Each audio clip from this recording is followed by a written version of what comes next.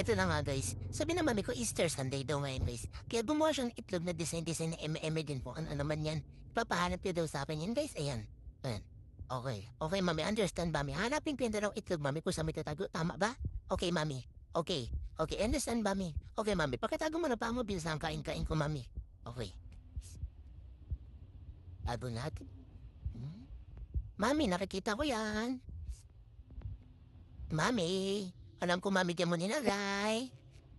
Oh, napin ko to guys. Ito na guys. Smell egg. Smell egg. Uy, I see. I see the egg. I see. Oh, chop. Chop. Itlog ko, chop. Chop.